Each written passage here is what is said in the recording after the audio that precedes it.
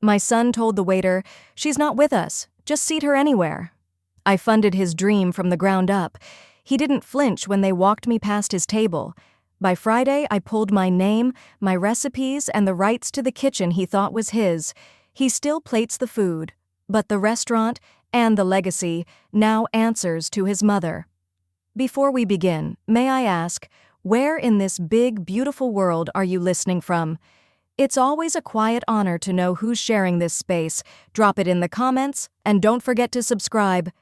Elaine stepped into Veritas with the quiet elegance of someone who knew the difference between taste and performance.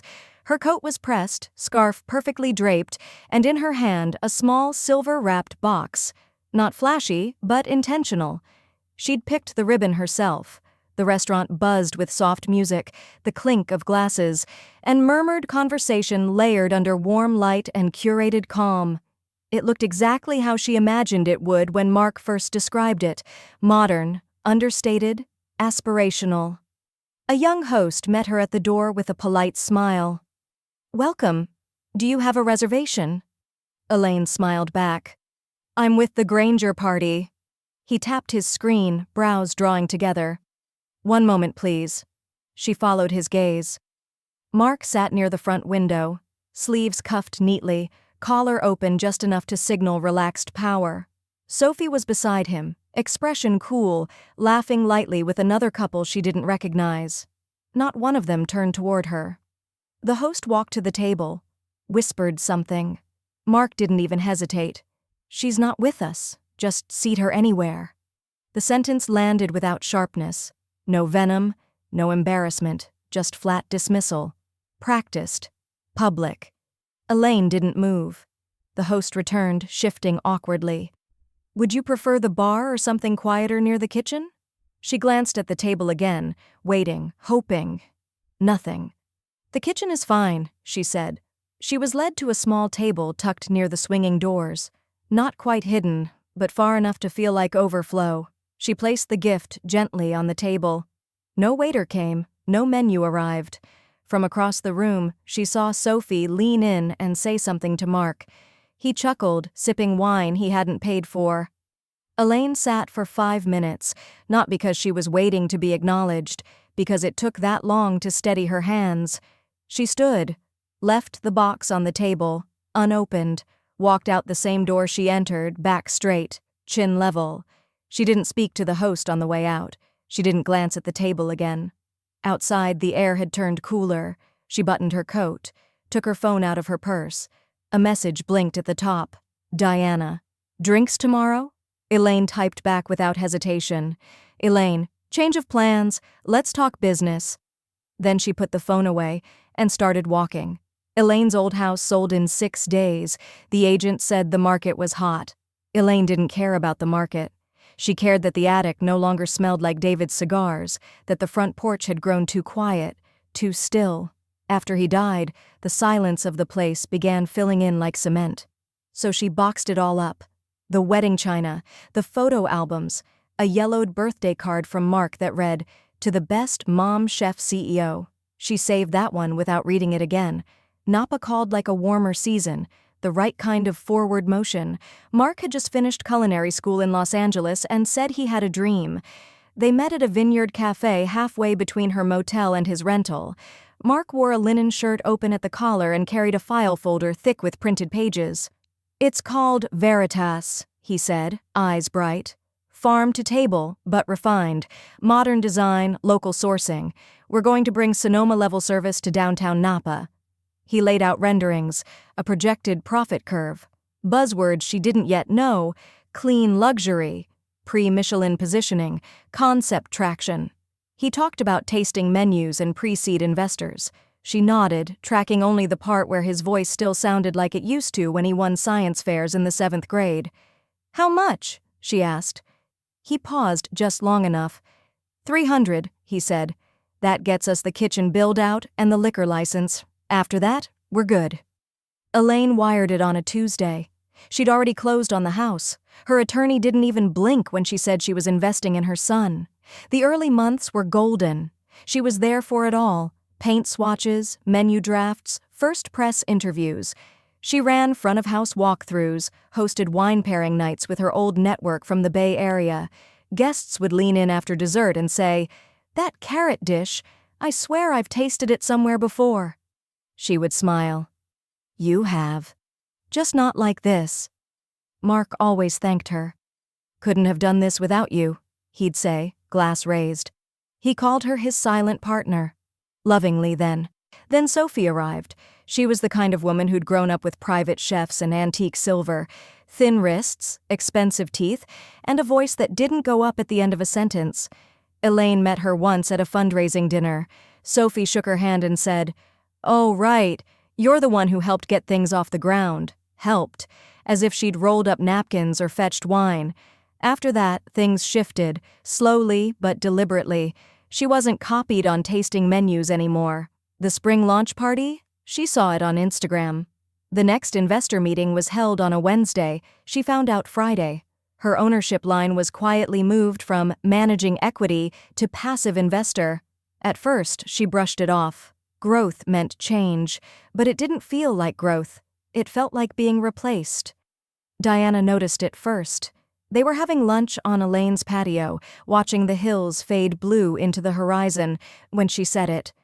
"They're closing the door behind you." Elaine sipped her wine.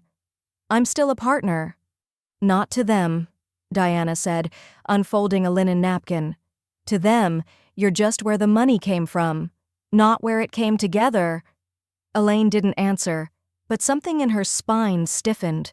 That night she opened the drawer where she kept her hard files, insurance, wills, her investment agreement with Mark. She pulled it out, sat at the kitchen table, and read every page like it was the first time. At the bottom of one page, a line stood out, "Proxy vote. Full rights transferred to managing partner, Monsieur Granger." She ran her finger along the dotted line. Her name was there. Her signature, too. But she didn't remember signing it. And that was the first real chill she'd felt in months.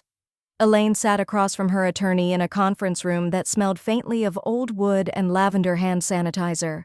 James Lynn, mid-50s, precise, calm, had represented her since David's will. He was the kind of man who underlined things in blue ink and never raised his voice. A man who believed paper was truth. He slid the folder across the polished table. "These are the originals. You're still listed as a 30% equity holder. But there's been movement. Some new filings came in last quarter under a different LLC. I flagged it when you called." Elaine opened the folder, heart steady but pacing. The new entity stared back at her in crisp black ink. Hawthorne Table Holdings, LLC, primary stakeholder, Sophie LeClaire Family Trust. "What the hell is this?" James leaned back. "Technically, it's a legal maneuver and not uncommon in venture-backed partnerships, but you would have needed to sign off on dilution if new capital was introduced. According to records, you did." Elaine's mouth went dry. "No, I didn't." He flipped to a separate document. "There's a proxy vote form here. See the signature?" She did. Her name, printed in practiced loops, beneath language authorizing a temporary voting transfer for major expansion initiative. "It's not the one I signed," she said flatly. James didn't argue. He didn't need to. "They used my name," she whispered. "Used me to let someone else in the door." James nodded. "Looks like this expansion, new kitchen wing, private dining construction, was voted through with that proxy, just under the wire to avoid board-wide reapproval." Elaine's hand gripped the edge of the table. "Did you know Sophie's trust paid cash to buy into the dilution?" he added. Elaine didn't answer. She was staring at the timeline printed at the top of the motion. The same week she'd had pneumonia. The same week Mark sent flowers and told her to rest. He'd used her absence like a crowbar. Back at her cottage, Diana listened quietly as Elaine laid it all out. The paperwork, the forged proxy, the quiet replacement of her name with Sophie's trust. Diana read in silence, flipping the pages twice. When she looked up, her expression had changed. "This isn't just rude," she said. "It's fraud." Elaine nodded. "They thought I wouldn't notice, that I'd drift out, shrink down." "You won't."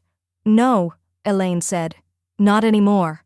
She pulled out her iPad and opened a file marked Dandelion Vine, LLC. The name was new, registered that morning. "What's this?" "My extraction plan," Elaine said, "and maybe something more." Diana sipped her tea, already smiling.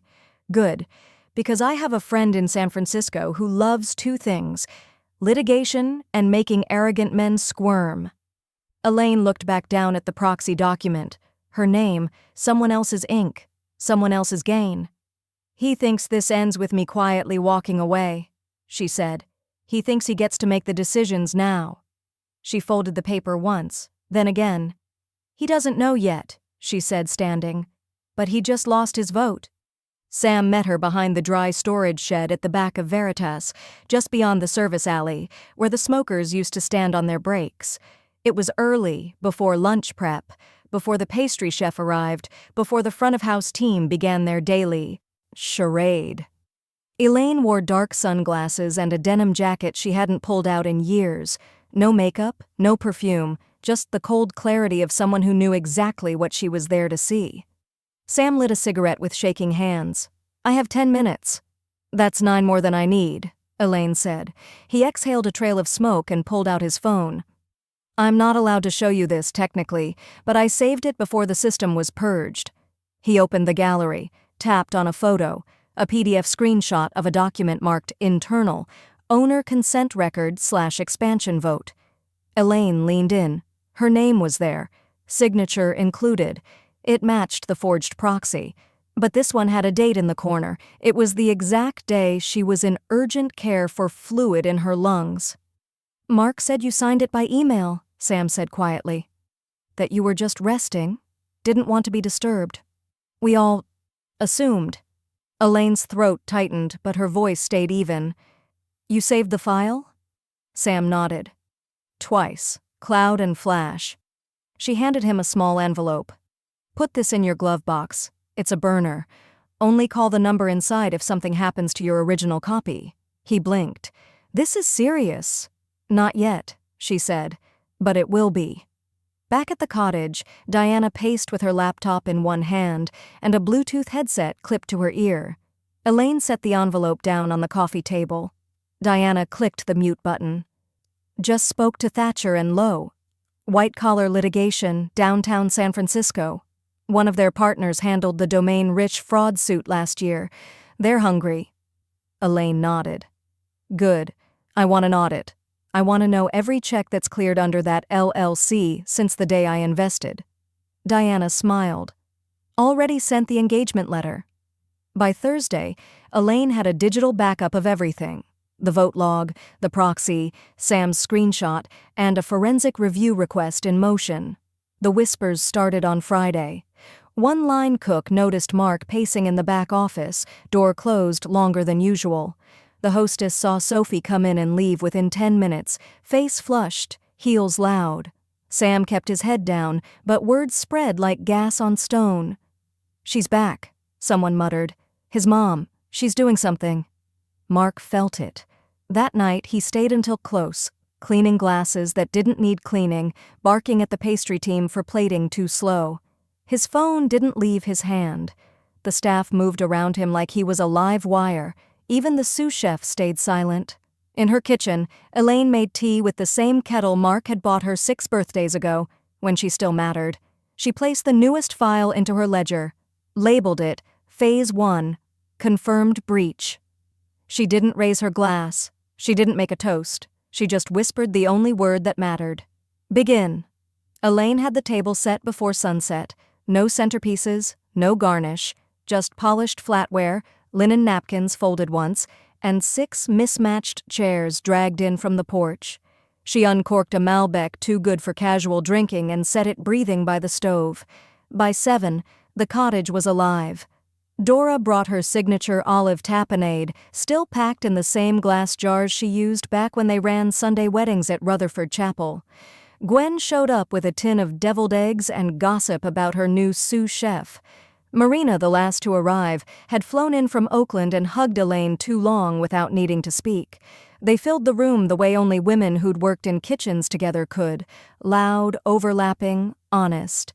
Elaine poured wine, passed warm bread, and didn't rush the conversation. Then, after the second glass and a plate cleared of roast chicken and sage stuffing, she laid the folder flat on the table. "This," she said, "is what they've done." The room quieted. Pages turned. Gwen's hand went to her mouth. "You're kidding," Marina muttered. "That signature's a joke." "They moved her equity without consent," Diana added, calm but seething. "They used her name, lied through her absence." "Jesus," Dora said low. "Mark?" Elaine didn't nod. Didn't need to. There were no tears, no yelling, just the silence of shared recognition. All of them had stories of being edged out, stepped on, sweet-talked until their talent was rinsed of credit. "We'll help," Marina said first. "My brother's firm handles partnership litigation out of Berkeley." Gwen leaned in. "I know someone on the press side, quiet, credible, eats receipts for breakfast." Elaine said nothing, but something in her posture released. Her shoulders no longer curled in. They toasted without saying what for. Later, after dessert, lemon tart, her own recipe from the days before Veritas, Elaine excused herself and returned with a laminated copy of Veritas's latest tasting menu. She laid it down in the center of the table like an autopsy report. Everyone looked. Carrot agrodolce, braised short rib over preserved lemon polenta, lavender shortbread with basil crema. Elaine ran her finger down the list. "This one, that was mine." "From the Harvest Fair in 2002, and this," Diana pointed. "Didn't he test that in your kitchen when we still catered wineries?" "Every plate," Elaine said. "Every single one came from here first." She didn't sound bitter. She sounded finished. She stood, walked to the fireplace, and fed the menu page by page into the flame. When it was ash, she returned to the table with a legal pad and a fountain pen. She wrote a single word across the top: reclamation. Then, below it, a list began to take shape, not of recipes, not yet, but names, ingredients, vineyards, distributors, intent. Diana sipped her coffee, then leaned across the table and said, "Mark's liquor license comes up for renewal in 6 weeks." Elaine looked up. "I have the funds. Quiet purchase. He won't know until it's done." Elaine considered. "Do it." "Under your name?" "No," she said, "under hers." She slid the legal pad toward Diana, who read the first line beneath the title and smiled. "The Mother's Table. Concept draft. Outside, the moon had risen high and full. No clouds, no noise. Inside, the women began clearing plates without being asked, not out of habit, but respect. Elaine stood at her sink, sleeves rolled to the elbow, drying the last glass when Diana stepped beside her. "He's going to panic," she said quietly, "when he figures it out." Elaine didn't look over. She just wiped the glass dry. "Then he'll finally know," she said, "what it feels like to be uninvited." The drive out to Belridge Vineyards wound through soft hills and rows of Chardonnay vines gone golden with late-season sun. Elaine kept the windows down. The air smelled of oak barrels, dry grass, and the kind of old-world patience money couldn't rush. Belridge wasn't a storefront tasting room with influencers and charcuterie boards. It was a legacy operation, family-run, quietly excellent, and tucked behind a rusted gate and a single hand-painted sign. She parked by the barn. Jules Denner, second-generation vintner, met her with stained palms and crow's feet. They hadn't seen each other in nearly a decade, not since she coordinated his daughter's rehearsal dinner under a tent that nearly blew away in a windstorm. He remembered, poured her a glass of something unlabeled but perfect. "So," Jules said, "what brings Napa's stealthiest planner out of retirement?" Elaine swirled her glass. "A new table. Quiet. Local. Permanent." Jules nodded. "Heard rumors. Thought maybe you were coming back." "I'm not," she said. "I already have." They sat at a table shaded by olive trees. No paperwork yet, just history. Eventually, she leaned in. "I know Veritas has you on quarterly deliveries. I also know your reserve Pinot isn't listed on their wine menu anymore." Jules raised an eyebrow. Elaine didn't smile. "Are they behind?" He paused, then shrugged. 60 days as of last Tuesday, said there was a wire delay, Happens. Elaine set down her glass. If I were to pay 12 months up front for a new account with a simplified local menu, would you consider switching distribution priority? He watched her carefully now. Not suspicious, just calculating. You'd want exclusivity? Yes. Quiet for now. What happens when Mark finds out?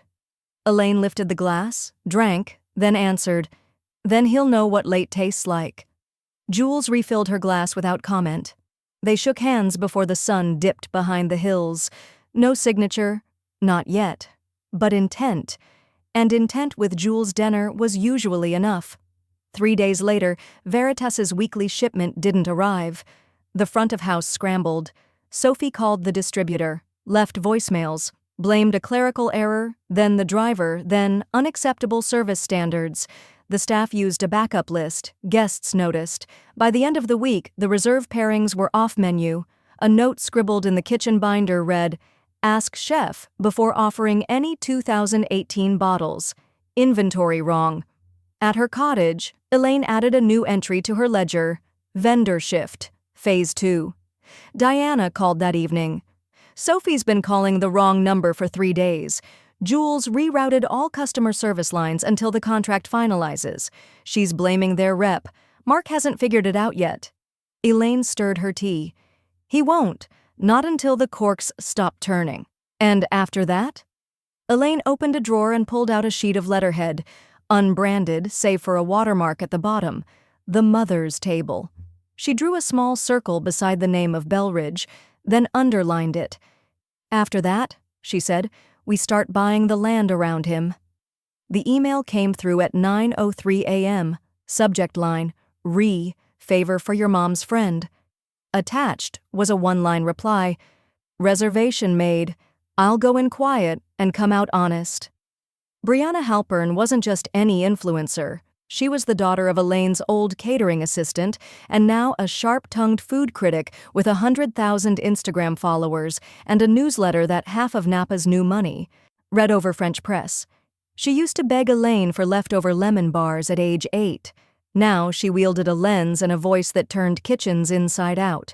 Elaine paid for the meal in advance, anonymously, through a holding card linked to Diana's umbrella account. She made sure it covered the wine pairing. She knew better than to send anyone in half-fed. The reservation was for 7:45 p.m. on a Thursday. Not weekend flash, but enough foot traffic to observe how a place treated someone not already known. Brianna arrived in a black turtleneck and denim, polished but unbranded. No camera crew. Just a phone, a notepad, and eyes like heat sensors. They seated her late. They offered still water twice but never poured it. The amuse-bouche was served lukewarm. The sommelier never showed. When she asked about a dish's origin, the server shrugged and said, I think it's local. They don't tell us much. She overheard someone in the back say, another blogger, table 6. By dessert, they had forgotten the espresso. She left a 20% tip anyway. No notes, no cards. But 2 days later, the review landed like a windstorm. Subject line, What is Veritas hiding behind its white tablecloths? Excerpted in 3 publications within hours, it read, Veritas wants you to believe you've entered culinary heaven, but beneath the marble and dim lights is a kitchen that's lost its soul. The food is passable. The service? Disconnected, pretentious, exhausted. The warmth that once lived here has left the building. And so should you. Social media pounced. Yelp score dropped by a full point in 48 hours. 2 influencers canceled reservations live on stories. One tweet read, If I wanted to overpay for boredom, I'd go back to my ex. Inside Veritas, Mark spun like a man cornered. He yelled about standards, about plating, about tone. The pastry chef left mid-shift. 2 servers quit the next morning. Sam texted Elaine that evening. From Sam, he's losing it. Demanded someone track down the diner from table 6. Thought it was a competitor hit piece. Elaine didn't reply. She sat at her desk, pen in hand, and underlined a word in her ledger. Public sentiment. Activated. Later that night, Sam called. Quiet, but close. He's starting to look behind his shoulder, he said. You sure you want to keep going? Elaine didn't hesitate. I haven't even started. She walked to the window and watched the lights flicker across her field. The vines, the rows, the breath of the land she'd bought piece by piece without making a sound. Mark had chased fame, she had planted roots, and now they were beginning to grow under him. Elaine stared at the contact list on her phone for a long time before pressing Lila Granger. She hadn't called in almost a year. The last conversation was polite but brief, an update about a new job, a vague holiday plan, a gentle decline to visit. They'd drifted the way some mothers and daughters did when one tried too hard and the other tried not at all. The phone rang 4 times. Then, "Hi, Mom." Lila's voice was clipped, almost surprised. Not cold, just padded with caution. Elaine sat down at the kitchen table. "Hi, honey.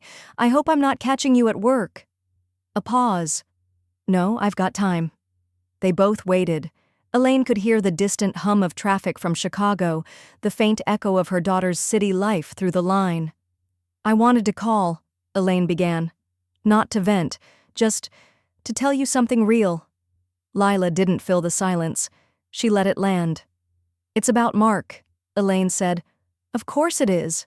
Elaine breathed in. "He cut me out, quietly, completely.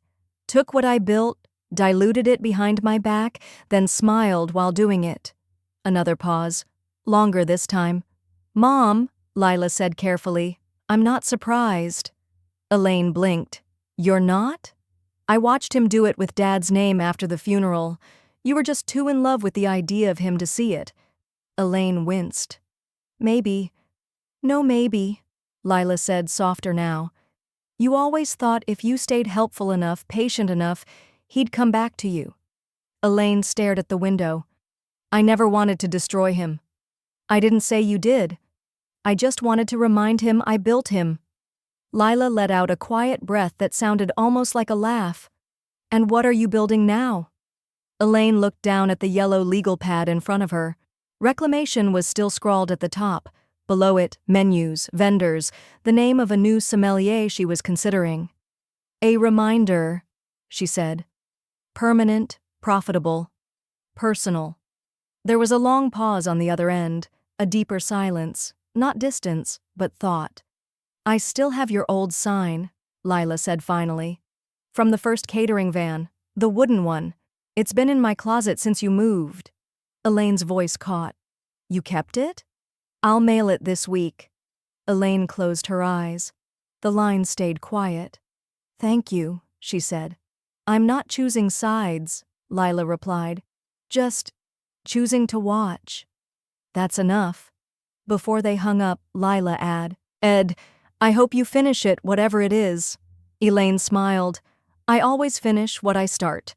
3 days later, a flat cardboard package arrived at her gate. No note, just the sign inside, faded teal, hand-painted gold lettering, Elaine's Events and Catering, Feed with Heart.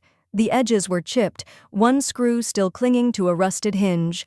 She ran her fingers across the wood like tracing a map. Diana arrived that evening with updated licensing drafts and a new mock-up logo.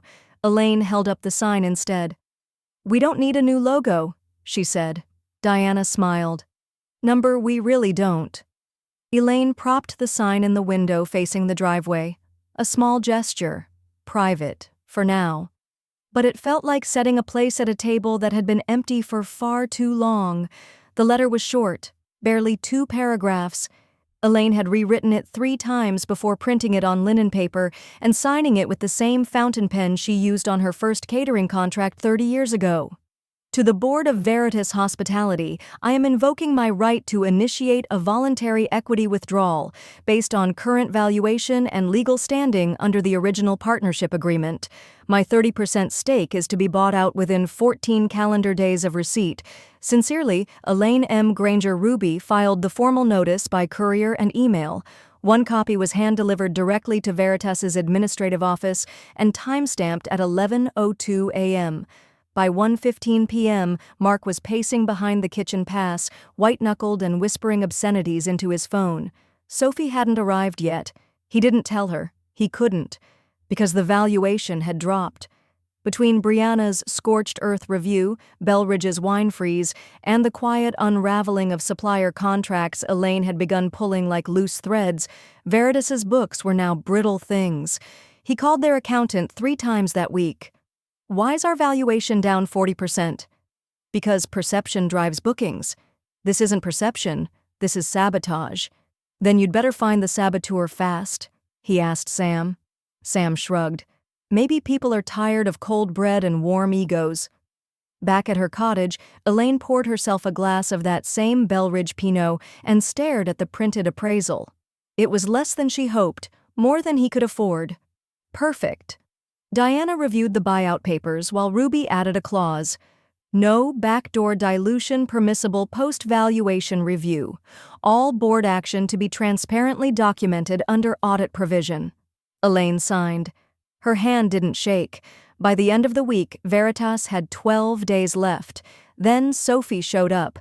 Elaine saw the Mercedes long before it pulled into the gravel.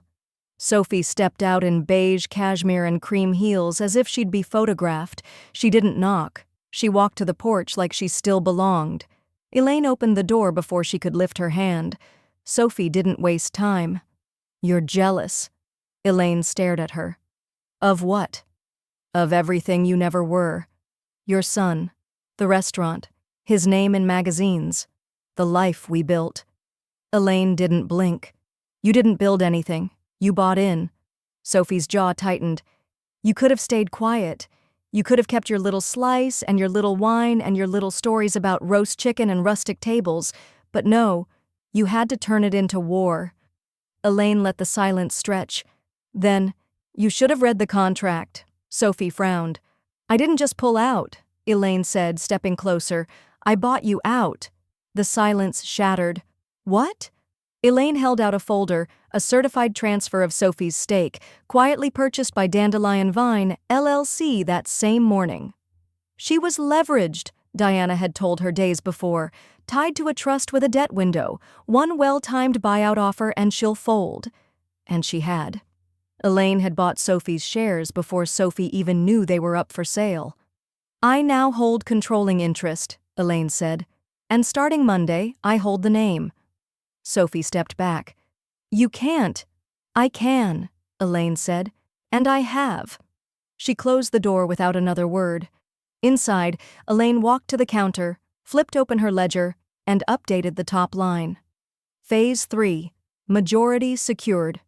She stared at it for a long moment, then underlined it. Twice. Outside, Sophie stood alone in the gravel, phone in hand, dialing a number that no longer connected the way it used to.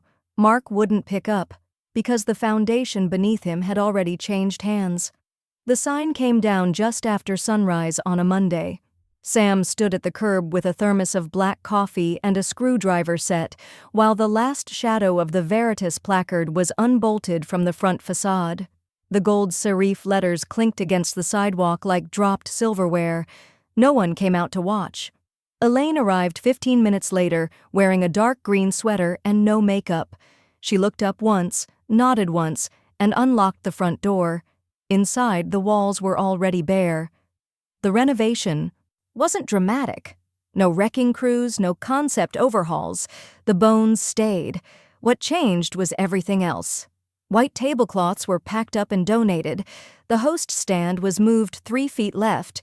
Menus were rewritten. No foie gras foam, no artichoke smoke. Instead, rosemary short ribs, vineyard fig salad, blackberry cornbread, recipes that once lived in Elaine's memory, now printed in type that didn't try too hard. They called it the Mother's Table. Not as a gimmick, not even as a statement, just as a fact. Diana stood in the kitchen doorway, nodding as a new pastry chef unpacked trays of sourdough starters and black walnut flour. "We keep it tight," she told the team.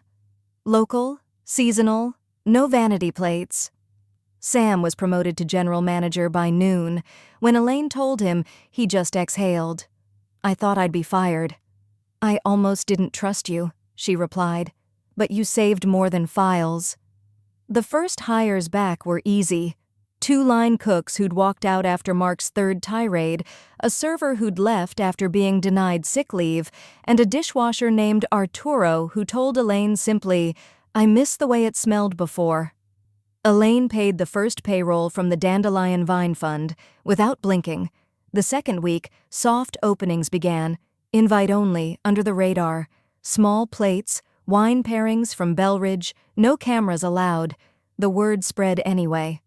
One food columnist wrote, "The new mother's table feels less like a restaurant reopening and more like a heart remembering how to beat."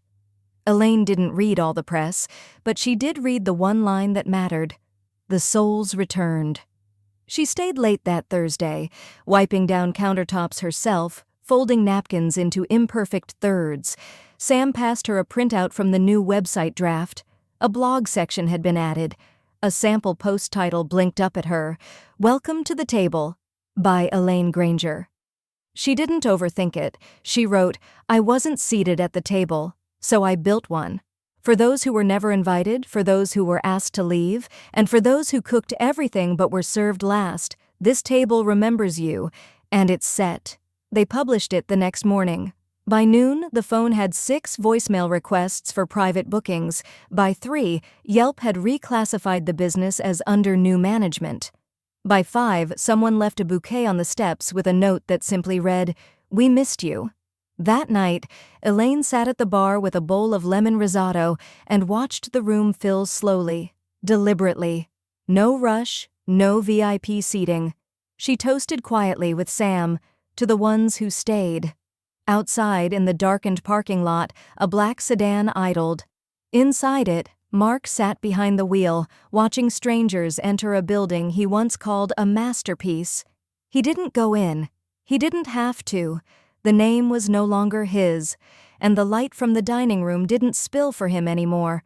Mark called it Root and Fire.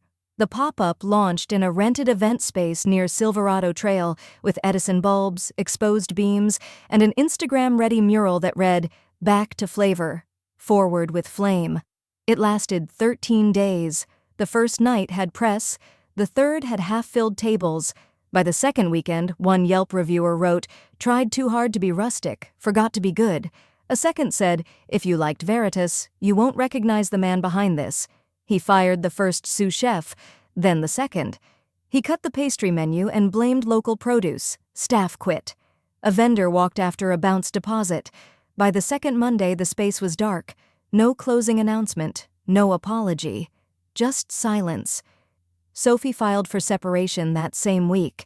She hadn't returned to the restaurant since the buyout, hadn't spoken to Elaine since the porch. Her attorney sent the papers quietly, discreetly, but Elaine heard the fallout anyway. Joint accounts frozen. Pending debt litigation from her trust's over-leveraged buy-in. One of the Veritas backers, an old hedge fund partner of Sophie's father, told Diana, "She thought charm could cover ignorance. It didn't." Elaine didn't reply. She stayed silent. Publicly, professionally, absolutely. No press statements, no interviews, no quoted lines for the food blogs that emailed weekly with offers of your side of the story. Instead, she posted photos. Smiling diners, steaming bread, a handwritten menu card from a birthday table that read, "Best meal we've had since our wedding. Thank you, Ms. G. The story wrote itself. A week after Root and Fire shuttered, an envelope arrived at the restaurant's private office. No return address. Inside, a simple white card. In gold print, embossed, "The honorable discharge of shared delusion." Diana held it up, squinting. Poetic or petty? Elaine sipped her tea. Unclear. The next day, the first investor called, then the second, then the third. All former Veritas backers testing the waters. "We'd love to come back in, as quiet equity. We'd hate to miss the next wave of momentum. We know a Michelin." Wasn't dramatic. No wrecking crews, no concept overhauls. The bones stayed. What changed was everything else. White tablecloths were packed up and donated. The host stand was moved 3 feet left. Menus were rewritten. No foie gras foam, no artichoke smoke. Instead, rosemary short ribs, vineyard fig salad, blackberry cornbread, recipes that once lived in Elaine's memory, now printed in type that didn't try too hard. They called it the mother's table. Not as a gimmick, not even as a statement, just as a fact. Diana stood in the kitchen doorway, nodding as a new pastry chef unpacked trays of sourdough starters and black walnut flour. "We keep it tight," she told the team. "Local, seasonal, no vanity plates." Sam was promoted to general manager by noon. When Elaine told him, he just exhaled. "I thought I'd be fired." "I almost didn't trust you," she replied. "But you saved more than files." The first hires back were easy. 2 line cooks who'd walked out after Mark's 3rd tirade, a server who'd left after being denied sick leave, and a dishwasher named Arturo who told Elaine simply, "I miss the way it smelled before." Elaine paid the first payroll from the Dandelion Vine Fund, without blinking. The second week, soft openings began, invite only, under the radar. Small plates, wine pairings from Belridge, no cameras allowed. The word spread anyway. One food columnist wrote, "The new mother's table feels less like a restaurant reopening and more like a heart remembering how to beat." Elaine didn't read all the press, but she did read the one line that mattered. The souls returned. She stayed late that Thursday, wiping down countertops herself, folding napkins into imperfect thirds. Sam passed her a printout from the new website draft. A blog section had been added. A sample post title blinked up at her, "Welcome to the Table," by Elaine Granger. She didn't overthink it. She wrote, "I wasn't seated at the table, so I built one. For those who were never invited, for those who were asked to leave, and for those who cooked everything but were served last, this table remembers you, and it's set." They published it the next morning. By noon, the phone had 6 voicemail requests for private bookings. By 3, Yelp had reclassified the business as under new management. By 5, someone left a bouquet on the steps with a note that simply read, "We missed you." That night, Elaine sat at the bar with a bowl of lemon risotto and watched the room fill slowly, deliberately. No rush, no VIP seating. She toasted quietly with Sam, to the ones who stayed. Outside, in the darkened parking lot, a black sedan idled. Inside it, Mark sat behind the wheel, watching strangers enter a building he once called a masterpiece. He didn't go in. He didn't have to. The name was no longer his, and the light from the dining room didn't spill for him anymore. Mark called it Root and Fire. The pop-up launched in a rented event space near Silverado Trail with Edison bulbs, exposed beams, and an Instagram-ready mural that read, "Back to Flavor. Forward with Flame." It lasted 13 days. The first night had press. The third had half-filled tables. By the second weekend, one Yelp reviewer wrote, "Tried too hard to be rustic, forgot to be good." A second said, "If you liked Veritas, you won't recognize the man behind this." He fired the first sous chef, then the second. He cut the pastry menu and blamed local produce. Staff quit. A vendor walked after a bounce deposit. By the second Monday, the space was dark. No closing announcement, no apology, just silence. Sophie filed for separation that same week.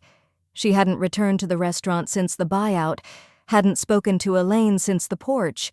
Her attorney sent the papers quietly, discreetly, but Elaine heard the fallout anyway. Joint accounts frozen. Pending debt litigation from her trust's over-leveraged buy-in. One of the Veritas backers, an old hedge fund partner of Sophie's father, told Diana, "She thought charm could cover ignorance. It didn't." Elaine didn't reply. She stayed silent. Publicly, professionally, absolutely. No press statements, no interviews, no quoted lines for the food blogs that emailed weekly with offers of your side of the story. Instead, she posted photos. Smiling diners, steaming bread, a handwritten menu card from a birthday table that read, "Best meal we've had since our wedding. Thank you, Ms. G. The story wrote itself. A week after Root and Fire shuttered, an envelope arrived at the restaurant's private office. No return address. Inside, a simple white card. In gold print, embossed, The honorable discharge of shared delusion. Diana held it up, squinting. Poetic or petty? Elaine sipped her tea. Unclear. The next day, the first investor called, then the second, then the third. All former Veritas backers testing the waters. We'd love to come back in, as quiet equity. We'd hate to miss the next wave of momentum. We know a Michelin scout who's watching you. Elaine declined every offer, same phrase each time. We're family-owned now, just not that family. Sam kept a tally on the back of a napkin for fun. By the end of the week, 12 total rejections. Diana framed it. Meanwhile, in town, the whispers slowed. No new restaurant opened. No photos of Mark surfaced. The only trace came from a friend of a line cook who mentioned seeing him at the bus station, one suitcase, one backpack, heading south. Elaine didn't ask where. She didn't want to know. That Thursday, after close, she stood alone in the dining room. The lights were dimmed, tables cleared, chairs stacked. She walked to the corner booth, the one by the kitchen door. The one where she once sat alone with a silver-wrapped gift and a cooling cup of water. She placed her hand flat on the polished wood. It didn't sting anymore. She didn't cry. She didn't smile. She just stood still, in a place that had once pushed her out, and felt what it was to truly own the air. The recipe box had been buried in the back of the pantry, behind a stack of copper molds and a bundt pan she hadn't used in 15 years. It was wooden, hand-carved by David on their 3rd anniversary, and inside were index cards, faded, smudged, grease-kissed, the kind of legacy you could taste if you closed your eyes. Elaine opened the lid like a chapel. Inside, her mother's braised lamb with rosemary mustard, the sour cream cornbread that used to draw neighbors uninvited, a pecan tart with sea salt she invented during the '92 drought, and the apple fennel slaw Mark once called embarrassingly farmhouse when he first got back from Los Angeles. She placed them on the table, card by card, sorted, selected. By week's end, she had enough for a menu. Elaine's Originals, a monthly prix-fixe spotlight. 5 courses, no substitutions, no disclaimers, served with wine pairings chosen not for rarity but for memory. The first night filled fast, not from influencers, from town. Maggie, who ran the nursery on Main, booked a table of 4. Reverend Harlan called twice to confirm the peach cobbler was the same one from his anniversary in '03. A local beekeeper left a voicemail. Heard you're bringing back the mustard glaze. I'll bring the clover honey. Sam posted the menu on the chalkboard outside and didn't change a thing for 10 days. Elaine didn't call it a comeback. She called it a season. Lila began emailing branding notes from Chicago, simple tweaks to the online store, clean fonts, a homepage banner with the phrase, "Memory is a flavor too." She even scheduled a Zoom call with the new graphic designer. Use that old chalk blue from Mom's van, not too pastel, something with presence. Elaine let her. No fanfare, just collaboration, just something unbroken, finally. Halfway through the second week, a message came through the restaurant's contact page from Devour West, a regional food magazine with a reputation for not wasting column space on sentiment. The editor wrote, "We're interested in a feature on the mother's table, not just food, philosophy. We heard this isn't just a rebrand, it's a reclamation." Elaine printed the email and tucked it under her cutting board. That night, after the last dessert was plated and the dish pit fell quiet, she stayed behind, a single lamp over the prep counter, her old laptop open. She titled the document, "Built, Burned, Rebuilt, Notes from a Table That Refused to Fold." She didn't know if she'd send it, but she wrote anyway.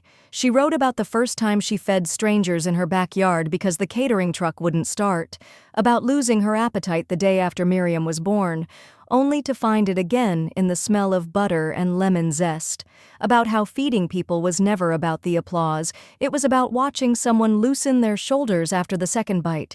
She wrote about what it meant to be erased, and what it felt like to write your own name back in. She stopped at the final sentence, then typed it clean. If you want to understand why this place matters, don't ask who used to own it. Ask who stayed when the fire hit the wall. She hit save. Outside, the wind tugged softly at the herb garden she'd replanted behind the kitchen. Thyme, rosemary, lemon verbena. Roots that didn't need fanfare. Only patience. The next day, a delivery came. Not a package, but a letter, hand-folded in a stamped envelope with no return address. Inside was a single slip of paper. On it, a review, torn from the corner of Veritas's original press packet. Elaine unfolded it, read the clipped headline. "The next great culinary mind, Mark Granger, raised by excellence." There was no note, no handwriting, just that line. She put it in the trash, then turned back to the stove. The braised lamb was almost ready. The kitchen smelled like garlic, thyme, and good intentions.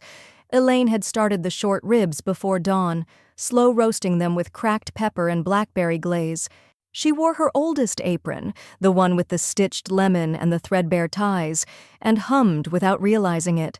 The long wooden table had been reset, no name cards, no curated centerpieces, just ceramic platters, cloth napkins, and one bottle of red for every 2 chairs. By 5 o'clock, the guests began to trickle in. Sam arrived first, bearing a plum tart wrapped in parchment and warm from his oven. Marina followed with a bottle of olive oil from her cousin's orchard. Gwen brought wine and a story about mistaking a Michelin scout for a pest control rep. Arturo came last, shy and grinning, holding a bag of tamales his aunt had made as a thank you. They sat slowly, naturally, like it had always been their table. Elaine didn't announce the menu, she simply served it, ladling stew into wide bowls, pouring wine into chipped glasses, asking questions, letting laughter rise like steam. No phones, no press, no outside world, just food and people. Halfway through the second course, the door opened again. Lila stepped in, wind-tousled and flushed from travel, carrying a slim manila envelope in one hand and a tired smile in the other. Elaine paused, one hand still on the bread knife. "I didn't know you were coming." "I didn't either," Lila said. "But here." She held out the envelope. Inside, a DVD labeled in old black marker, smudged at the edges. Elaine turned it over once before slipping it into the player under the kitchen TV. The screen flickered. A backyard, green hose snaking across the grass. Mark, maybe 6 years old, waving a spoon like a microphone, declaring his grilled cheese the best thing in the world. Lila, in mismatched overalls, holding a puppy to her chest. David's voice off camera, laughing, "Don't burn the house down, buddy." Everyone leaned in. The laughter was real, soft, unself-conscious. It filled the room in a way no headline ever could. Elaine watched. No flinch, no rewind, just quiet presence. After the screen went dark, Sam raised his glass. To the one who fed everyone, even when she was starving. A stillness passed through the room like wind before rain. Elaine felt her throat tighten. She didn't swallow it this time. One tear slid down, then another. She didn't hide it. She let it fall. Lila reached over, fingers brushing hers on the tablecloth. No speech followed, no clinking of glasses, just a silence that felt, for once, like being full. Not of food, but of proof. Proof that not all tables need to be fought for. Some are simply set. And this one, at last, was hers. The envelope arrived without a return address, but Elaine recognized the handwriting immediately. Neat, calculated, trying too hard to look effortless. Mark had always wanted his words to seem casual, even when they begged. She didn't open it right away. It sat on the windowsill for 2 days, pinned under a jar of preserved lemon. Only after the second Sunday rush did she slide her thumb beneath the seal and unfold the letter on the counter beside her ledger. It read, "Mom, I was trying to build something for us. I just forgot who gave me the bricks. I don't expect you to forgive me. I don't even know if I would. In your shoes. I just hope one day you'll understand that it came from ambition, not malice. For what it's worth, I'm sorry. Mark." No signature flourish, no address, just words, straining to rewrite a past already bound in ink. Elaine read it once, then again, slower. She didn't cry, she didn't scoff. She slipped the letter into a plastic sleeve and filed it in her ledger, under a new tab she'd added last week. Closure, not forgiveness, not reconciliation, just closure. The restaurant stayed steady, reservations filled weeks out, mostly locals, mostly return guests. Nothing viral, nothing flashy, just a hum of consistent gratitude that felt warmer than any review ever had. Sam finalized a deal with a local orchard to source stone fruit for the next season's desserts. Lila sent updated copy for the catering site, a note about community tables and heritage menus. Diana forwarded an offer from a publishing agent. "If you ever want to write the story," she said. Elaine hadn't replied. Yet. That spring, the foundation paperwork came through.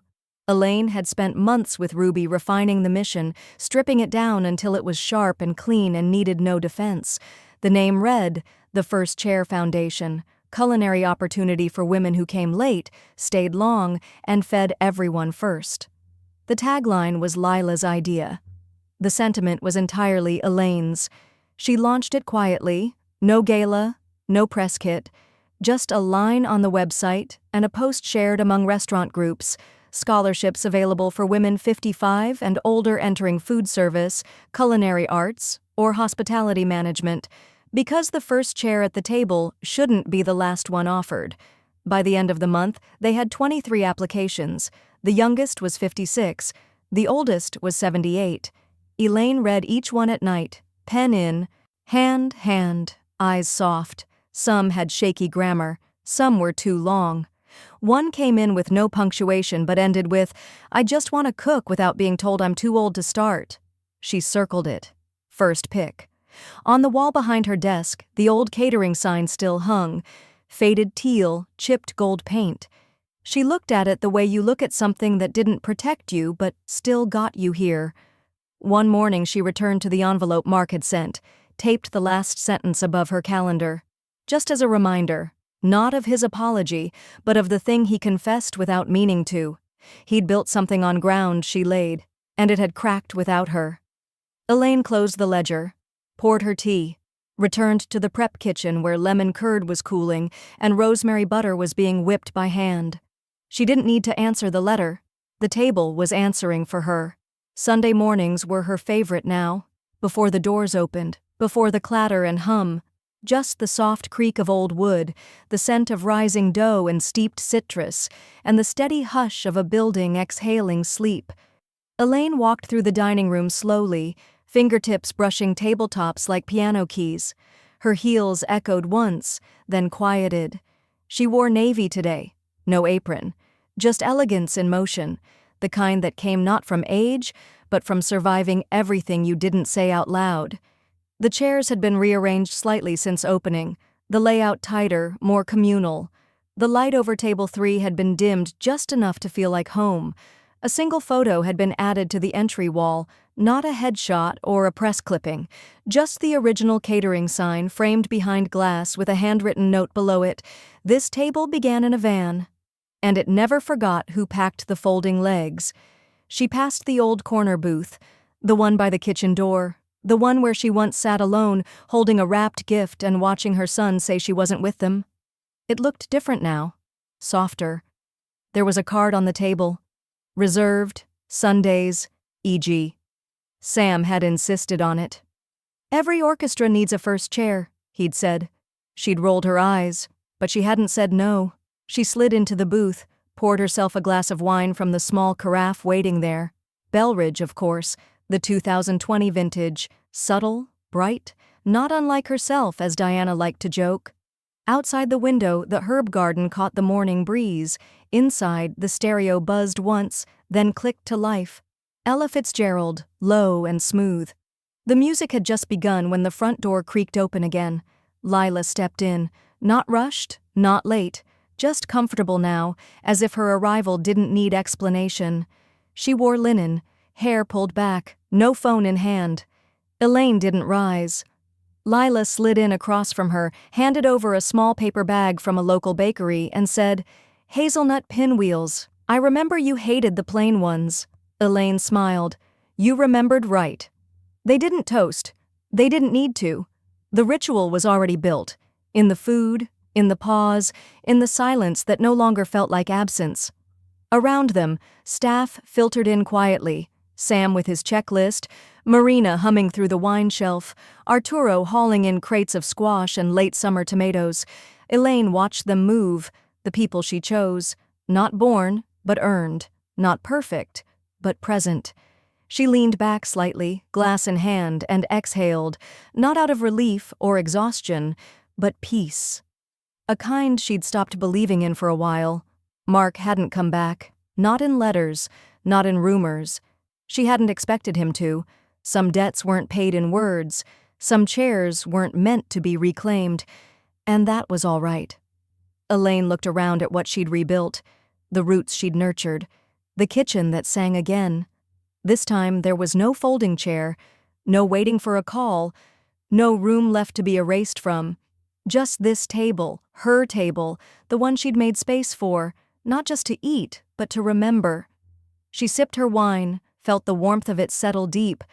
Lila reached across the table and touched her hand once, light as linen, and Elaine, without fanfare, without spectacle, smiled, because this time she wasn't seated anywhere.